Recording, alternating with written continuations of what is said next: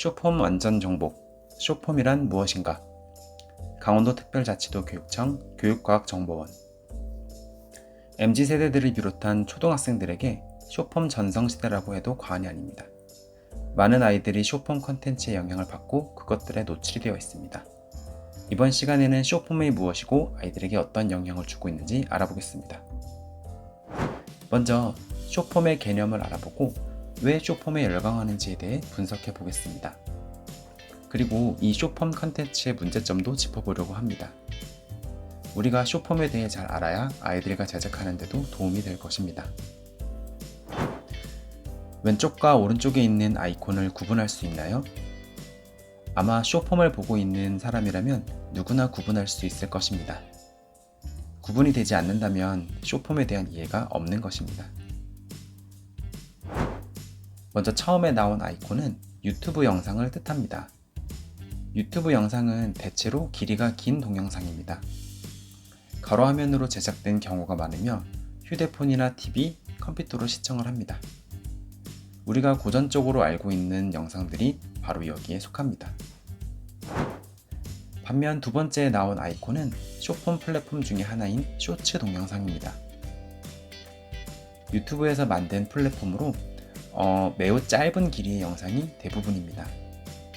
대체로 세로 화면인 경우가 많으며 이유는 휴대폰으로 주로 시청하기 때문입니다. 다음으로 쇼폼이 무엇인지 자세히 알아보겠습니다.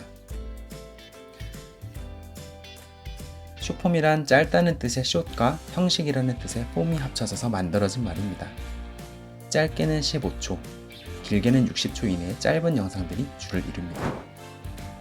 대표적으로 유튜브에서 만든 쇼츠, 인스타그램에서 만든 릴스, 중국에서 만든 틱톡이 있습니다. 이 중 초등학생에게 가장 인기가 많은 것은 바로 틱톡입니다. 틱톡은 2017년에 한국에 들어와 한국에서도 큰 인기를 누리고 있습니다.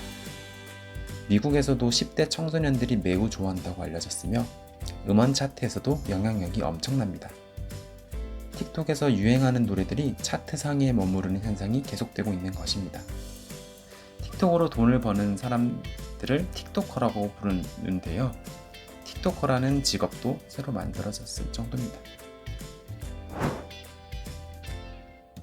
그리고 최근 네이버에서도 쇼폼 플랫폼인 클립이란 것을 만들어냈습니다.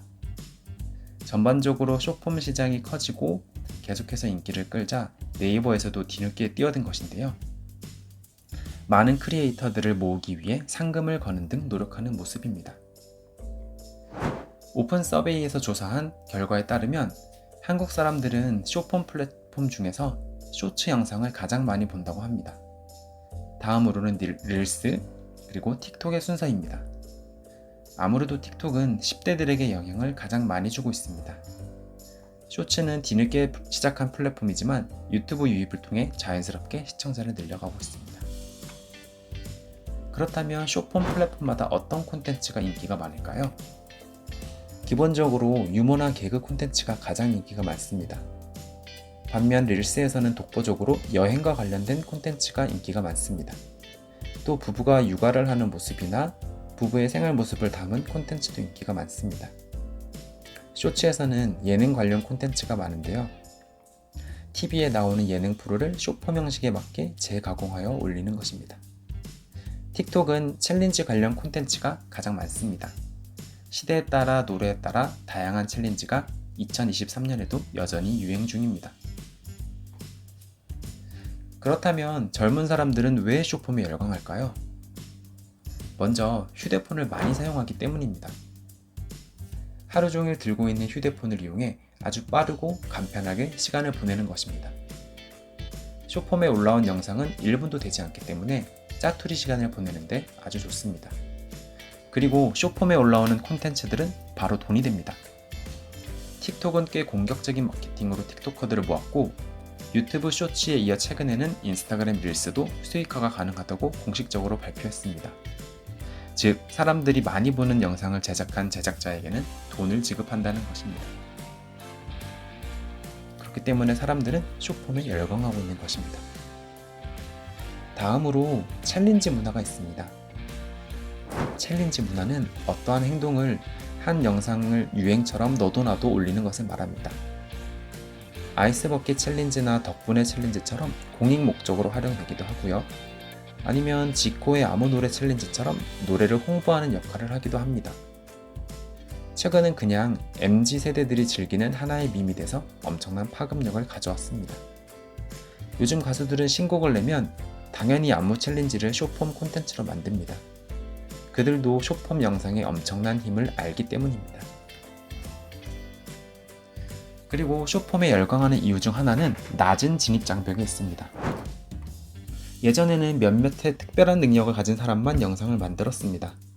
하지만 최근에는 쉬운 영상 편집 프로그램이 나오면서 누구나 영상을 제작할 수 있게 되었습니다. 혹은 숏폼 플랫폼 자체에서도 아주 쉽게 영상을 만들 수 있게 되었습니다. 누구나 콘텐츠를 만들 수 있게 된 것입니다. 다시 말하면 제작자와 공유자의 경계가 허물어진 것입니다. 예전에는 콘텐츠를 제작하는 사람과 또 보고 공유하는 사람이 구분되어 있었죠. 하지만 요즘은 너나 할 것 없이 콘텐츠를 만들 수 있게 됐고 숏폼에 열광한 이유도 바로 여기에 있습니다. 재밌는 영상을 보기만 하는 것이 아니라 그것을 직접 만드는 것까지 가능하게 된 것입니다. 혹시 최근에 영상 공모전에 참여해 보신 적이 있나요? 제가 보니까 이제는 그냥 동영상을 공모하는 경우는 거의 없습니다. 대부분의 공모전에서 아주 짧은 숏폼 형식의 영상을 공모하고 있습니다.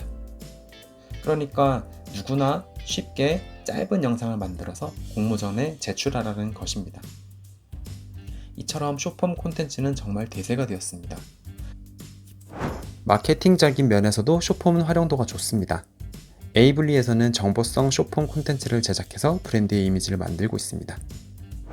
또 17만 명이 넘는 팔로워를 보유한 에버랜드에서는 틱톡을 통해 사람들과 소통하고 있습니다.